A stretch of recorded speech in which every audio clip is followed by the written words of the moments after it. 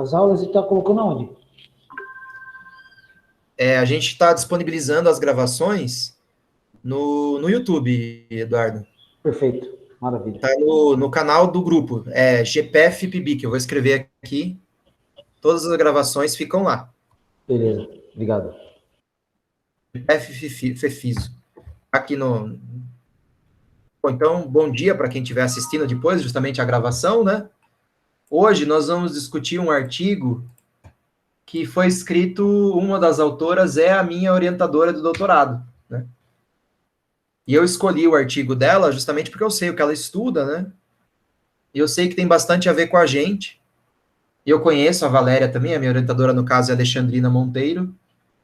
E eu conheço a Valéria Garcia também, que faz parte do grupo trans, transversal, na verdade, mas eles chamam de trans, né? Que é um grupo que não possui um registro oficial, né? É um grupo, ele se anuncia mesmo como um grupo transversal, porque são pessoas de várias faculdades, universidades, locais, escolas públicas do Brasil. Então, ele tenta fugir um pouquinho dessa burocracia, né, da universidade.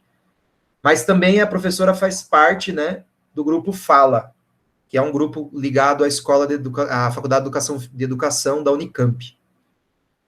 O título do artigo é Em Defesa de uma Desordem Pedagógica, a institucionalização da infância no cinema e no cotidiano escolar. Ele foi publicado em janeiro de 2020, né? Então já não é. Quando eu vi ele no meu anúncio do Google, né? Porque o Google acadêmico você pode deixar alguns intelectuais, pesquisadores, acionado, toda vez que eles publicam algo, aparece no aviso no seu e-mail. Eu até olhei rápido, achei que fosse janeiro de 2021. Mas não, já tem mais de um ano aí esse artigo. Só que eu não vi na época que foi publicado. Eu recebi o aviso do Google só agora, não sei por quê.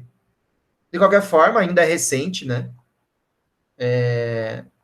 Um artigo super recente para a gente ler. E eu acho que foi uma escolha feliz, porque é uma linguagem bem acessível, não é uma linguagem rebuscada, difícil, desinteressante, né? Os dois filmes estão disponíveis gratuitamente no YouTube, como o Paulo disponibilizou para a gente os links lá, não sei quem conseguiu assistir. Eu não tive tempo, mas eu vou assistir os dois com certeza, porque eu adoro filmes que remetem à docência, assim.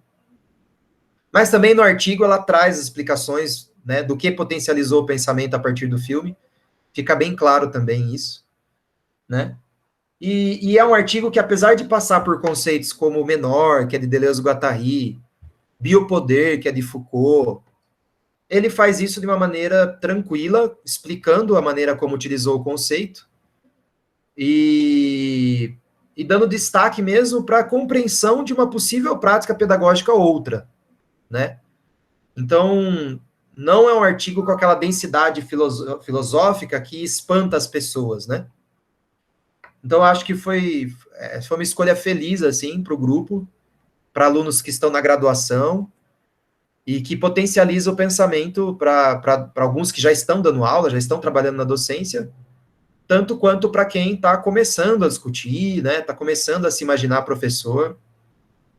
Então, eu gostei bastante Lembrando a Monique, né, que gosta de tudo, eu gostei bastante do artigo. Mas eu sou suspeito também, porque eu gosto muito da minha orientadora, né, então eu sou suspeito para falar também. Até por isso eu gostaria de ouvi-los, né, vou fazer uma rodada aqui de impressões. E sintam-se à vontade, tá? Se vocês não gostaram de certas coisas, sintam-se à vontade para fazer os comentários iniciais aí, o que vocês acharam do texto. Quem quer começar essa rodada aí?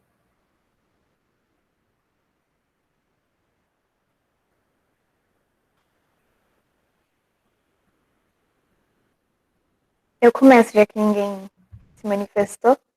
Vai lá, Eu gostei do texto também, eu achei que... Eu li ele bem rapidinho, e são 25 páginas. Eu achei uma leitura bem leve. Mas tem uma coisa que me incomodou no texto, e acho que incomodou a autora também, né? Quando o economista, que eu não lembro o nome, ele estava fazendo uma pesquisa e estava estudando o cérebro das crianças, né? Mapeando o cérebro das crianças, a mente das crianças.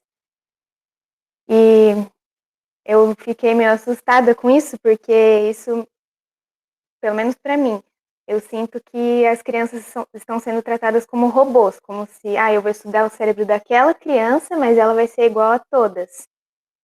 E o que não é, cada criança é diferente, cada indivíduo é diferente do outro. E eu sinto assim que eles querem mapear, deixar tudo redondinho, certinho, para o único objetivo que é lançar essas crianças no mercado de trabalho e disciplinadas e prontas para a indústria. E o desejo delas não importa nesse processo, não importa o eu delas.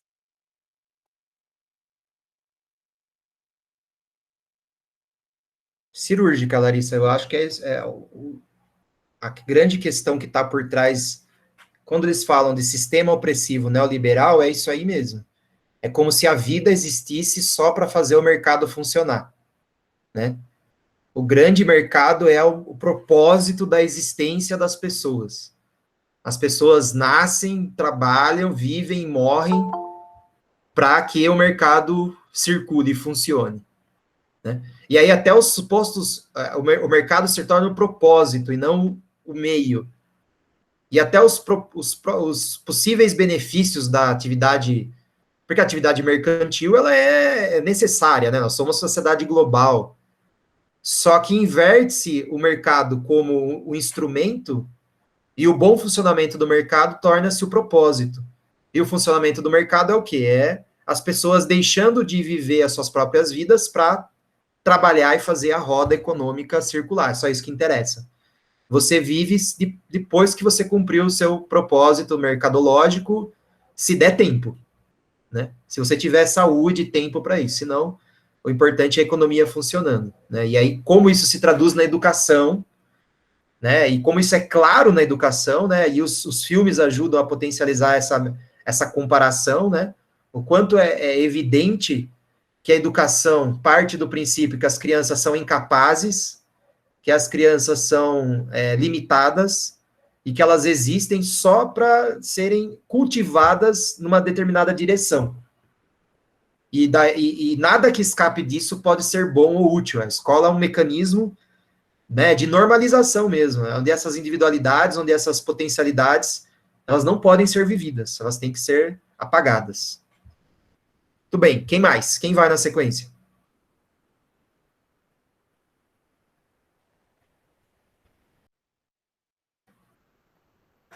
Eu posso ir. Fazer um comentário rápido aqui, então, né, sobre o texto. Inclusive, hoje, Rubens, faz 1 ano da sua defesa de tese, apareceu lá para mim de lembrança no Face, cara. Dia 26 lá. Olha só. Eu gostei bastante do texto, essa relação que as autoras fazem, né, com a literatura, vai em Clarice, traz poema, traz filme, traz o cotidiano escolar, eu acho que é bastante interessante, e elas escrevem de coisas e conceitos difíceis de uma maneira simples, assim, né? Então, não necessariamente a gente precisa ter um conhecimento aplicado sobre esses autores, que ela vai em Deleuze, Foucault, Nietzsche, entre outros, e traz essa discussão mais próximo da gente. Então, eu achei bastante legal isso. E indo nessa linha que a Larissa comentou, tem um autor que o Paulo gosta bastante, que está entre a gente, que é o Damasio, que ele pensa essas relações, que ele é um neurocientista, né, que ele pensa essas relações que acontecem no nosso corpo, no nosso cérebro, não de uma maneira estática, mas dinâmica, que a diferença está ali sendo produzida a todo momento. Enfim, acho que para começar é só isso mesmo. Muito bom, Helder. Bem lembrado, né? As relações que a gente faz com o corpo na produção da diferença, né? As leituras que nós fizemos há, sei lá, 1 ano e meio atrás, lá no livro do Damasio. Rubens, Oi, vai lá. você falou uma coisa sobre essa relação mercantil que nós temos hoje em dia, e no texto mesmo, ela comenta sobre como existe uma ciência aplicada a esse tipo de desejo mercantil, né, do tempo totalmente atribuído a uma relação mercantil do corpo ou das relações, né. Ela cita, e isso me lembrou muito a crítica da Castrup, naquele texto, aquele primeiro texto que a gente leu, Aprendizagem, Arte e Invenção, que ela falou como os estudos da cognição, eles foram abraçados por uma ciência que estava totalmente atrelada ao mercado, né. Então, no texto, ela cita lá um artigo que foi publicado por numa revista, não me lembro o nome, em que a preocupação era que a educação não estava dando certo. Não dá certo do jeito que está. Por que não dava certo? Né? Aí o pesquisador dava o sentido seguinte, que a educação tal qual está não está dando certo porque pode abalar os planos de um adulto que trabalhe bem, que se esforce no trabalho, dê o máximo no trabalho, que seja criativo, que seja inovador, que seja... eu acho que é aí que vem o poder crítico desse artigo também, que é a demonstrar como, algumas vezes, ao apoiar, seja a criação, seja a invenção, o que for, nós não caiamos nesse desejo por esse tempo escasso, né? Ou ainda por esse tempo totalmente pautado pela lógica mercantil e do trabalho, né? Toda a energia escoada para a produção, para a reprodução, né? E manutenção do status quo de uma ordem vigente, que é a ordem mercantil. E aí, esse momento do texto, e eu vou achar aqui para a gente, na página que está depois, é que você falou e eu rapidamente lembrei. Me recordou também a crítica da Castrup lá no Aprendizagem, Arte e Invenção, que ela fala que o campo da cognição, da ciência cognitiva, está bastante atrelado ao capitalismo. Né? Como que os campos tipo, da ciência se atrelam ao capitalismo, aos desejos do capitalismo, aos desejos, a gente chama de axiomatização, né? Mas como transforma o desejo em produção. Né? E é isso que eu queria comentar. E toda a experiência de aprendizagem também, né? Porque aprende aquilo, deve-se apreender aquilo que é bom, que é reprodutivo, né? Para uma organização da sociedade vigente, para continuação, para manutenção, corpos de manutenção do status quo, né? E aí que vem o sentido do camelo, lá que depois eu vou comentar também, nietzscheano. Aproveite, manda bala já. A ideia do camelo nietzscheano me pareceu muito interessante aí, né? Porque o que é o camelo? Lá para o Nietzsche, a gente leu o livro lá, já no GPF, né? Nietzsche, a filosofia, do Deleuze, e o camelo significava aquela figura que atravessava o deserto carregando produtos, carregando pesos, carregando o destino que não era dele, né? E dizia assim para isso, né? Um sim triste, né? Para um sim de, olha, eu estou cansado, eu estou fadigado, mas pode deixar que eu carrego o seu peso, o seu problema, né? Então, essa ideia, trazer essa ideia para a educação é colocar como nós colocamos problemas que são de ordem mercantil em cima das crianças. Né? Poxa, tal educação não funciona porque vai gerar um problema para o mercado financeiro futuro. Vai gerar um problema econômico para o futuro. Mas de quem é esse problema? Né? Será um problema imanente ou um problema transcendente? Ou seja, será um problema que eu encontrei no meu processo pedagógico, com as crianças da qual eu atuo, com a escola em que eu atuo, com o grupo em que eu atuo, com as pessoas em que eu atuo, ou um problema de ordem futura de uma organização, de uma outra organização, de um outro estilo de vida, que não esse que eu encontro aqui. Um problema de fora, né? Forjando o corpo, criando verdades sobre o corpo, e aí vem outro conceito de biopolítica, um conceito liga ao outro, né? Então, esse sentido de criança, camelo, acredito que é uma criança que herda todos os problemas de um adulto, né? De um adultizado, no caso, né? De um ser adultizado, porque aí não é o problema da criança, é o problema do adulto, do mundo dos adultos fechados, especializados, comprometidos e tudo isso. E, né? E ainda adultos cansados, né? Porque eles não conseguem também esgotados, adultos cansados, esgotados, depressivos, né? Como que nós estamos tratando isso? E aí a ideia do camelo me soou bastante interessante. E é curioso, a palavra que você usou, adultizado, ela é ótima, na medida em que ela demonstra que não é todo adulto que se dá bem com esse ente transcendente mercado, né? Ao contrário.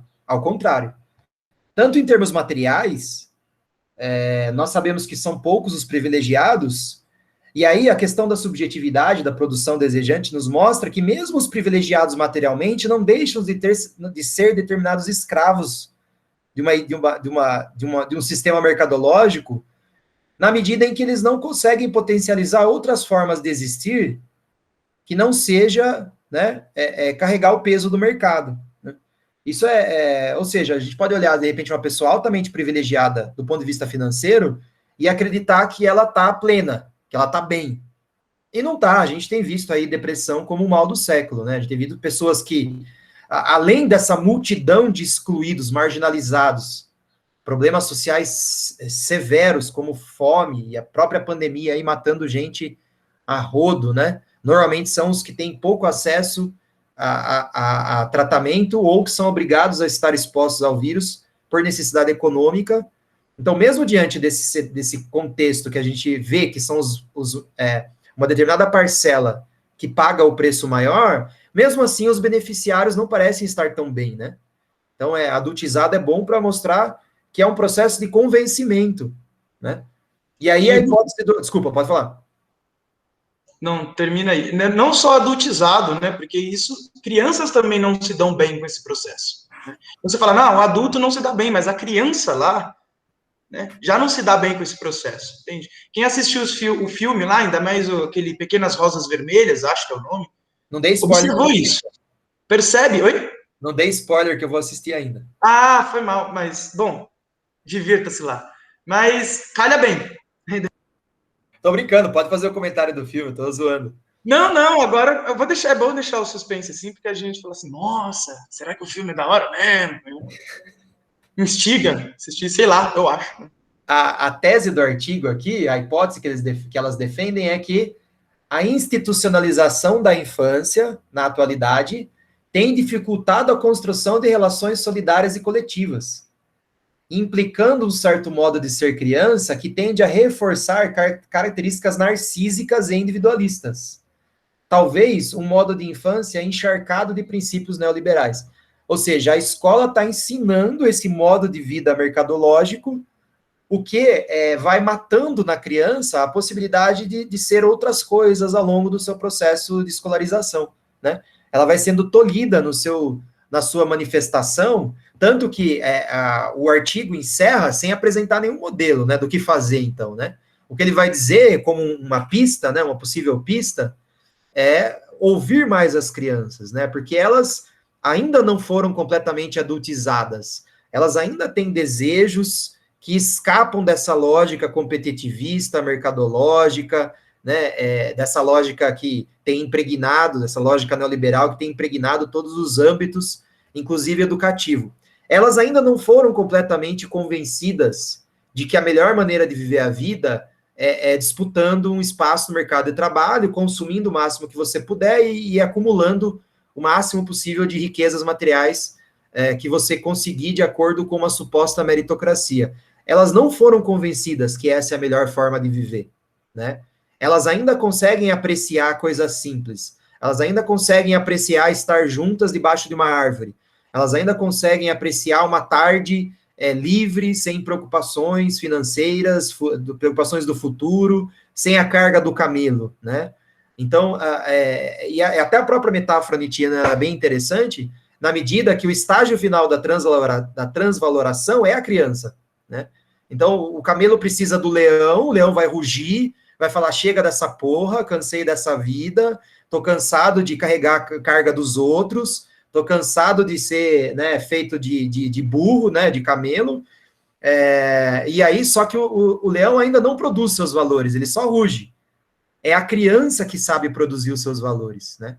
Então, veja, que a dica didática aqui olha para a criança, ela sabe o que é bom, ela sabe o que é legal, ela sabe o que pode ser produzido. Dá mais espaço para essa vida que está nas aulas lá acontecer. Não é você que vai inventar, enquanto professor, a grande salvação educacional que vai modificar, né, o planeta, né? Então, esse é o professor salvador, é o professor profeta, né? Do outro texto que nós lemos lá. Tem muito mais a ver com uma educação maior, com uma educação que é modelo, com uma educação que quer se impor enquanto maneira única, do que com uma educação menor. A educação menor, ela é contingente, contextual, ela é local, ela é histórica, ela é momentânea, ela é fugaz, ela escapa, né? Então, é prestar atenção para o que está escapando ali nas aulas, né? As linhas de fuga que as próprias crianças produzem. Né? Ô Rubens, só pegando uma parte do texto, relacionando com isso, então, quando o Paulo coloca esse problema imanente e transcendente, lá na página 4 do PDF, tem uma citação que elas citam Deleuze e diz o seguinte: se as crianças conseguissem que seus protestos, daí eu coloco problemas, essas questões forem ouvidas, o ensino seria outro. Então é isso, né? A educação em si é pautada pelos problemas transcendentais, né? De outras pessoas, adultos, enfim. E também cai essa outra relação que na linha de baixo, elas nos instigam a pensar, né? Como ouvir esses protestos, né? Como que a gente fica sensível para ouvir, para sentir o que as crianças estão produzindo, uma vez que somos ensinados, né, de modo geral, enquanto na formação, dar respostas, né? Então, ensinar o que tem que fazer e é daquela forma e pronto. E ontem eu estava participando lá assistindo a defesa do Fidel, ele falou um negócio que eu achei muito interessante, que faz sentido aqui também para o texto. Na sua apresentação, ele falou que a razão é o nosso último instinto, mas que na educação e na modernidade é colocado enquanto primeiro. E é interessante ver essa relação com a criança, que a criança em si não está dotada desses pressupostos, né? Então a razão não vem primeiramente para elas, né? Tem mais esse ato do corpo, do sentir, dos afetos e outros contatos. E também eu acho muito interessante essas relações solidárias e coletivas que as autoras colocam no texto, e deslocando um pouco para o currículo cultural, eu acho que ele é bastante potente nisso, nessas relações solidárias e coletivas. É isso. Helder, eu tenho uma fala em cima do que você comentou, que é a seguinte: aí que vem uma grande sacada da instituição, que é o quê? Lançar o desejo contra si próprio, né? Então, colocar assim, poxa, você tem essa vontade, mas essa vontade não cabe aqui na minha instituição. Então, o problema não é da minha instituição, o problema é seu, né? A instituição normativa, ou seja, que está dedicada a fortalecer uma norma, um igual, um corpo da criança que é ingênua, a criança camelo, né? Bem no sentido nietzschiano mesmo. Ela vai voltar o desejo contra si próprio, que a gente chama bem de repressão, tá bom? Quer falar assim, poxa, o problema não é da instituição que não aceita os meus problemas, que não ouve os meus problemas, mas que lança o meu problema contra mim próprio. Então, você tem que reprimir as suas vontades, reprimir os seus desejos, porque é errado. Aqui não cabe isso, né? Então, todo o processo desgastante, porque você tem que estar totalmente relutando, ressentimento, mais uma vez Nietzsche, ressentimento, um trabalho de ressentimento, sentir aquela tristeza novamente por não fazer a vida, o fluxo da vida escoar, poder praticar, experimentar outras coisas, a não ser aquelas que são interessantes para o mercado. né? Não poder fazer a sua energia vital fluir de uma outra maneira, experimentar outras possibilidades de se viver, e ninguém te ouve também, porque ninguém quer te ouvir. Quem quer ouvir os seus problemas, né? O seu problema é seu problema. Então, voltar o ódio com raiva, com força contra si próprio, né? A instituição, então, aí, de novo, a instituição fabricante dos camelos, aí, nietzscheanos, voltando o desejo contra si próprio como forma de repressão. E daí vem esse narcisismo, né? Um instinto protetor, né? Você deve proteger a sua imagem, a sua ideia, porque o outro é aquilo que vai te competir com você. Então, meu amigo, não cabe aqui a cooperatividade, a coletividade, a sociabilidade, porque você deve reprimir esses instintos na ideia de que o outro pode ocupar o seu lugar em algum momento. E a ideia de que o outro pode ocupar seu lugar em algum momento já mostra que a instituição não tem espaço para todos, né? Então, muitos serão excluídos, né? Essa seleção dos aptos e os não aptos, né? As cópias mal feitas lá de Platão, né? As cópias mais próximas da ideia e as cópias falsas lá, né? Tudo desencadeando esse processo aí. Então, aí, ó, bora pensar com isso. Aí eu coloquei algumas questões assim. Como produz pensar, então? Eu coloquei biopolítica vitalista, porque essa ideia veio lá do Safáquila no Circuito dos Afetos. Mas é bem aquilo que o Helder, o Rubens colocou, né? Como pensar uma biopolítica vitalista, que faça passar os fluxos desejantes antes de recodificá-los, antes de dizer não para eles. Não faça isso, não seja isso, não vá para esse lado. Você tem só duas escolhas, só pode vir por aqui ou por ali, né? Sociais, capitalista, familiar, cristão, protestante, elitizante, profissionalizante, estimulante, todos esses tipos de ideias que codificam o desejo a pensar contra si próprio, né? E outra, de onde vêm essas ideias? Né? Como jazem essas ideias? De onde provém isso, né? Quando eu tenho uma ideia de onde ela veio, como que eu vou lidar com ela? O que vamos fazer disso? Né? Aí eu deixo minha mensagem.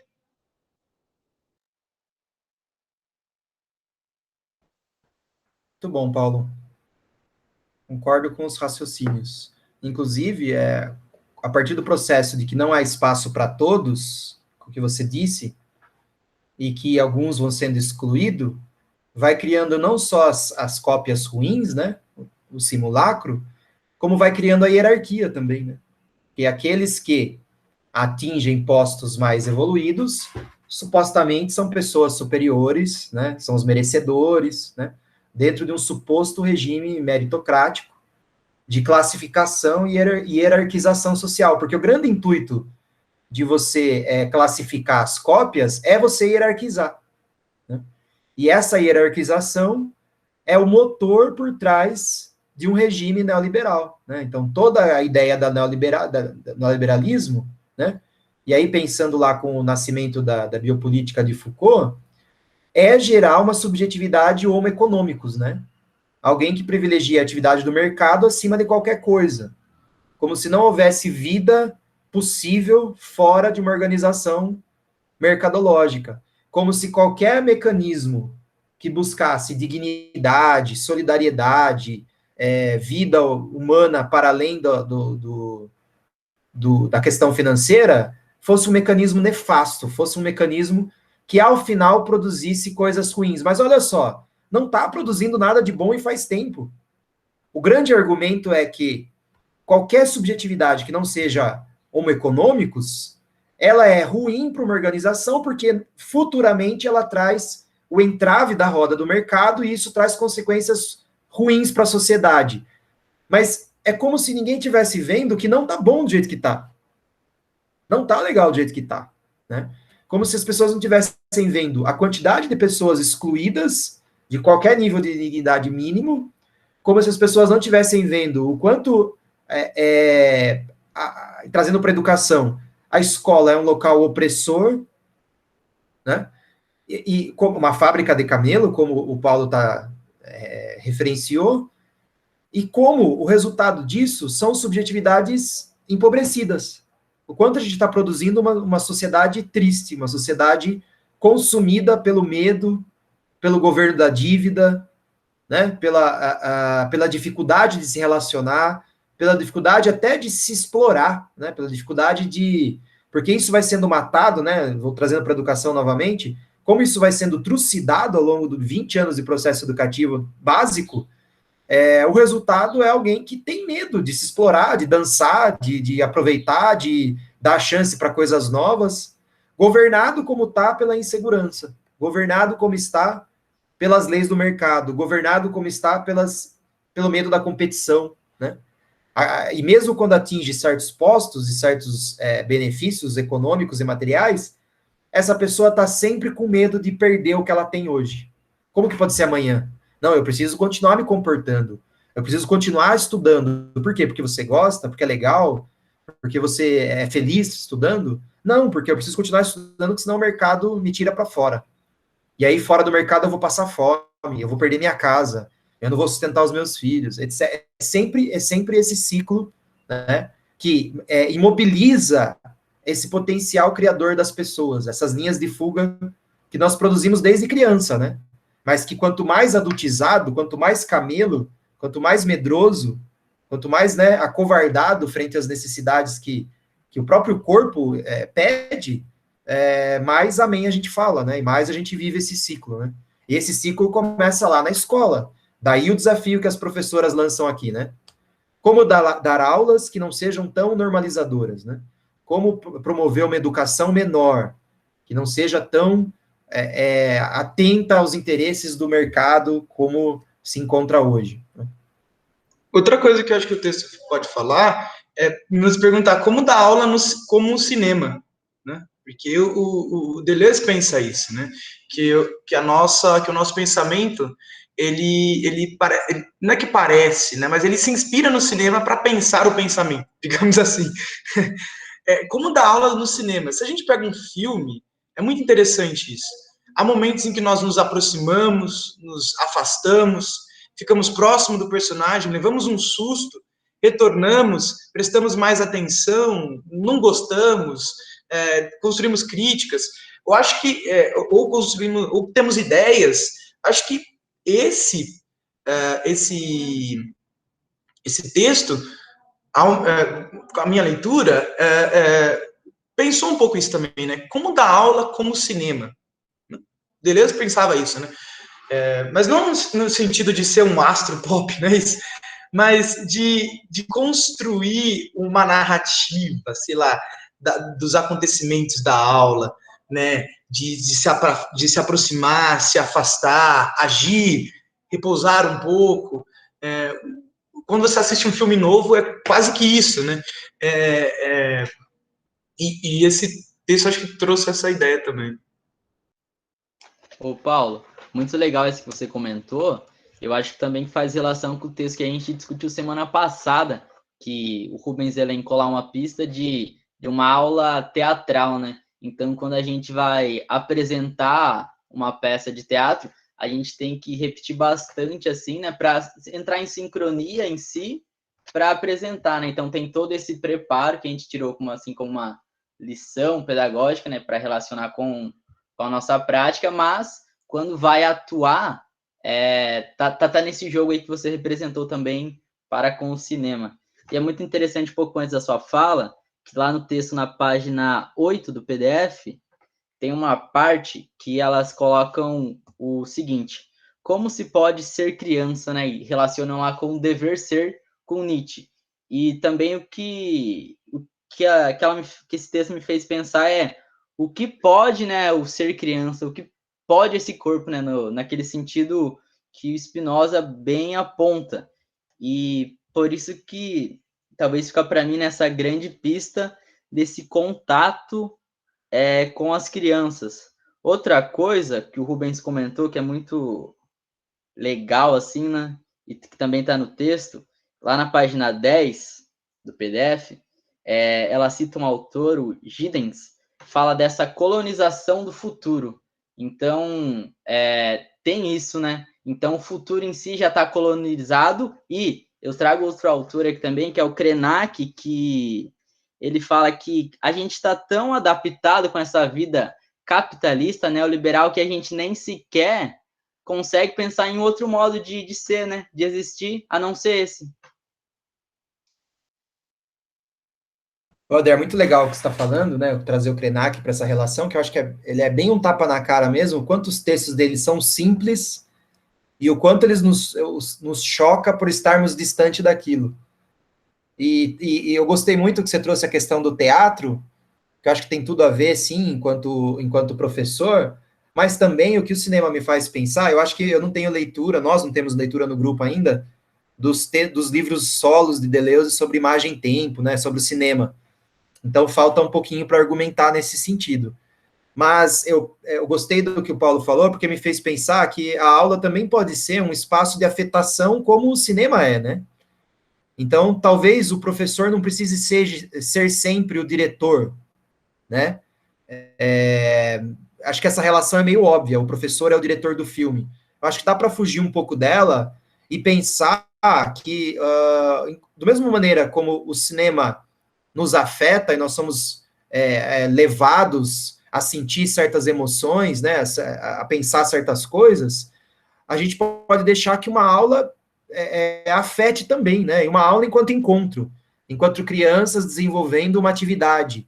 E a gente pode permitir que esses afetos circulem sem precisar ficar controlando o rumo da atividade, a conclusão final, o propósito daquele exercício, chegar num ponto ideal que todos os alunos têm que ser conduzidos, né?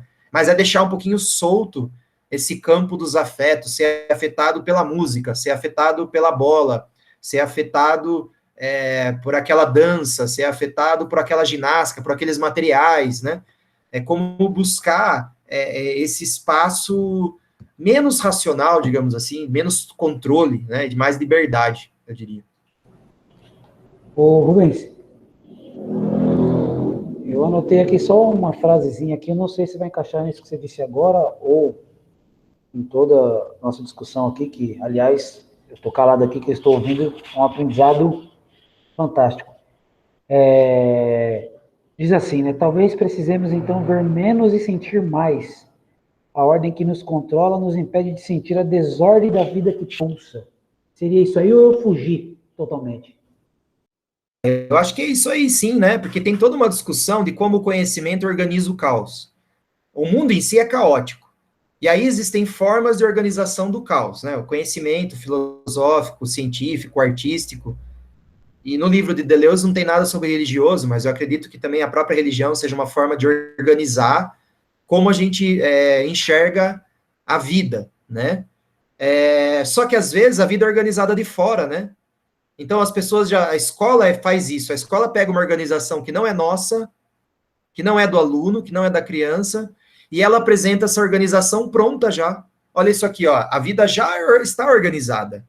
Bom, o que é a vida? A vida é um mercado que você vai competir por espaço, na qual você vai ser classificado e hierarquizado. Então, ó, essa aqui é a vida, tá? Então, é um pouco menos disso, um pouco menos dessa organização externa, e é um pouco mais de liberdade para que o aluno, para que a criança, para que a pessoa, o indivíduo, o sujeito, organize a sua própria vida. Só que para isso ele precisa de um mergulho no caos. Ele precisa esquecer um pouquinho, sabe? Ele precisa esquecer um pouquinho que ele tem que ser aprovado. Ele tem que esquecer um pouquinho que ele tem que fazer vestibular. Ele tem que esquecer um pouquinho que ele tem conta para pagar, para ele ter um mínimo de respiro, para ele sentir o que é a vida para ele, né? E não vir pronto assim já, viu? Já vem tudo pronto, cara. Já vem, ó, você tem que trabalhar, estudar, passar no vestibular, ganhar dinheiro, trocar de carro, casar, morar na casa tal, ter o filho tal, pagar o convênio tal, e aí você morre e acabou, a vida é isso, tá bom? Então, o roteiro vem pronto, né? É um pouco menos de controle externo pronto e um pouquinho mais de experimentação. O que pode ser a vida, sem negligenciar, com prudência, sem negligenciar as minhas obrigações, as minhas responsabilidades, inclusive com o meu próprio corpo, na medida do possível, até onde eu posso experimentar e criar uma outra existência para mim. Acho que é um pouco essa a provocação. E como dar aulas para isso também, né? Que eu acho que é mais.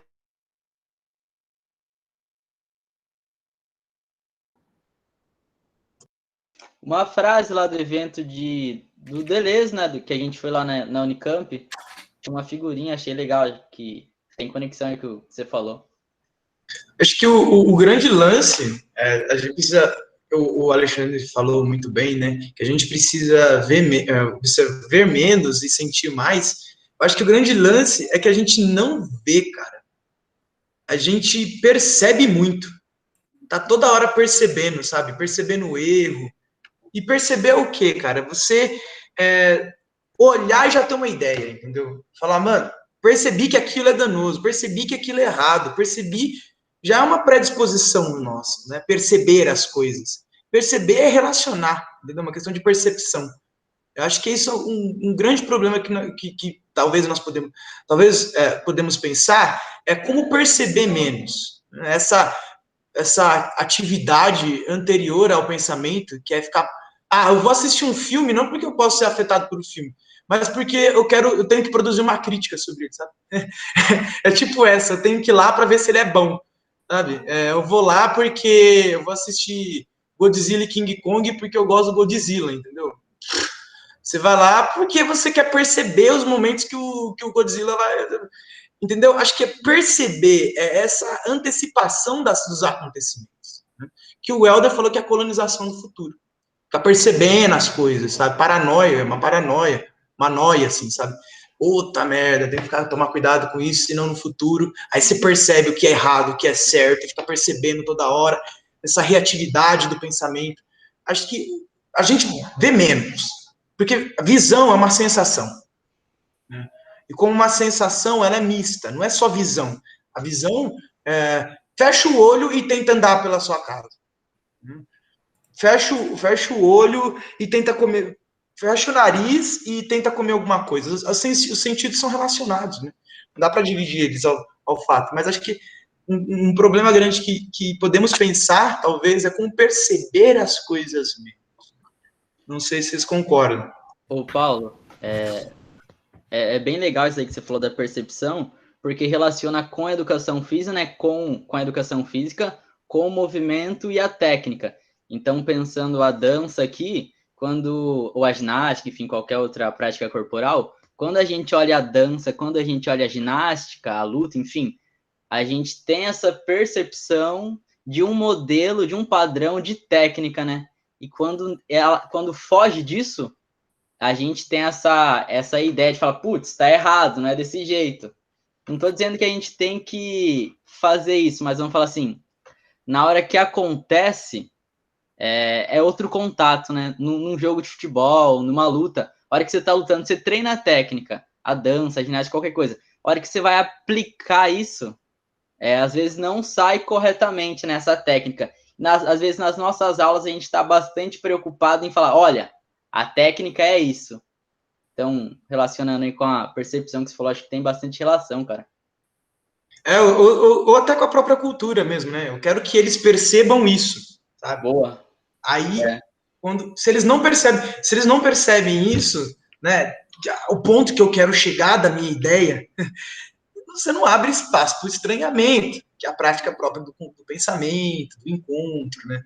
Acho que essa ideia da perceber, acho que me instigou bastante agora. Eu pensei aqui, você falou agora. Pode acontecer em qualquer nível, né? Qualquer, sei lá, aplicação ou a didática, sei lá. Que remete à ideia de controle, né? Então, eu acho que é o foco aqui do artigo, é dizer o quanto a sociedade neoliberal é uma sociedade de controle e ela vai buscar controlar as percepções. Né? O intuito da educação não é experimente, olhe isso, vivencie aquilo, sinta, perceba, se abra para o jogo das forças. Não. Compreenda isto. Olha como isto é importante. E isto é sempre algo relacionado às engrenagens de uma sociedade mercantil, né? De uma sociedade mercantológica. Né? Acho que é esse o grande ponto de força. Né? Bom, o nosso tempo está caminhando para o final, mas a Gabi está ali quietinha, acho que seria interessante se ela desse uma palavrinha, pelo menos, né, Gabi? Que você está escondida aí? Oi, então, eu gostei bastante do texto, eu achei que ele foi um texto bem fácil de ler, e o que me chamou bastante a atenção essa questão que ela coloca que a gente tem que, é meio que colocado que a gente tem que tratar a criança como criança, que já tem uma forma certa de tratar a criança. E aí, quando você coloca a criança, quando ela entra na escola, o primeiro que ela tem, ela está saindo de dentro do ciclo familiar, então ela está podendo entrar em sociedade. Então, esse primeiro choque que supostamente a gente tem é que a escola ensina a gente a viver em sociedade. Só que ela vai ensinando a gente a conviver, e depois de um tempo, essa convivência em sociedade já começa a se transformar em uma competição. Só que a criança não percebe, porque a escola me fez experimentar uma coisa nova. A escola me fez isso. Então, eu acho que a escola está me dando o novo. Só que daí, depois de um tempo, o novo é sempre aquilo que é uma ferramenta que já está dentro da sociedade para o mercado. Então, começa de cedo, a gente encanta a criança para ela querer, e depois que ela está ali dentro do sistema, ela só está ali dentro, ela já não tem mais escolhas, as escolhas são seletivas. Eu acho que foi isso. Foquei mais. Perfeito, Gabi, eu concordo plenamente. O quanto, desde os mais tenra idade, vai entrando num círculo de competição, né? E aí, por exemplo, se eu estou num jogo competindo com esse monte de gente, como é que eles podem ser meus amigos, né? Por isso que não tem relação solidária. Como é que eu posso ser amigo do meu... Eu posso até ser um colega, eu posso até confraternizar, mas eu não posso esquecer nunca que ele é o meu competidor, a minha competidora, né? A posição de destaque, a primeira bailarina, não é isso? Em todo mundo, tudo quanto é modalidade, quem é que vai ser o titular no time? Quem é que vai ser a primeira bailarina? Quem é que vai ser fazer o solo?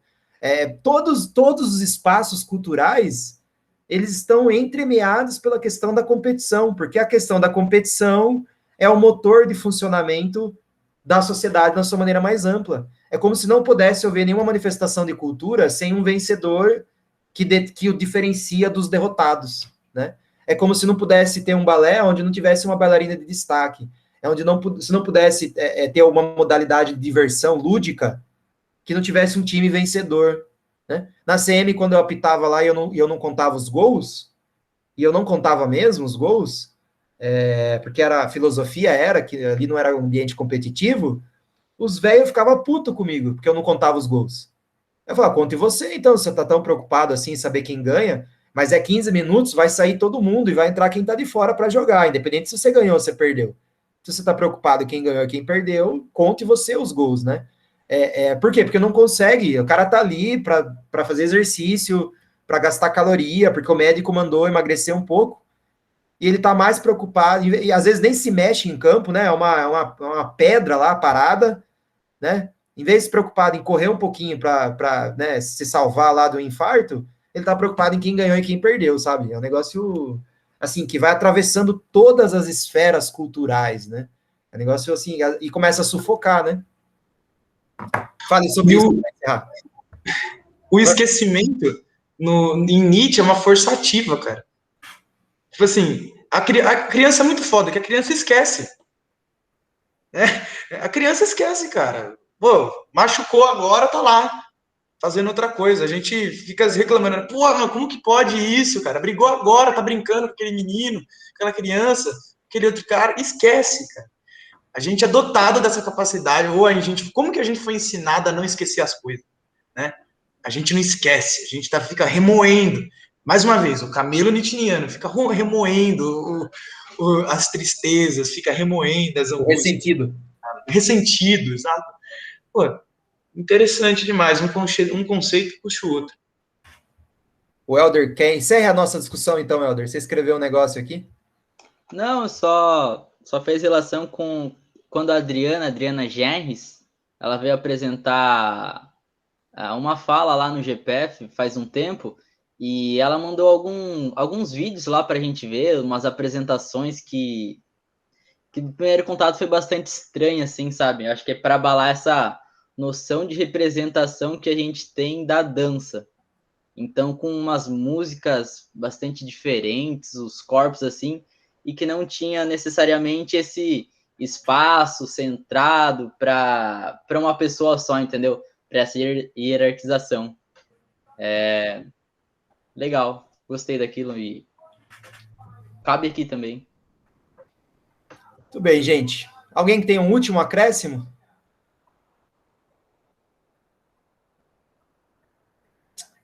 Não? Então eu agradeço o tempo de vocês, foi uma excelente discussão. Nos vemos daqui 2 semanas, eu envio o texto novo no grupo. Por hoje é só, foi ótimo, viu? Obrigado, pessoal. Tchau, tchau. Obrigado, Rubens. Obrigado, pessoal. Valeu, galera. Aquele abraço.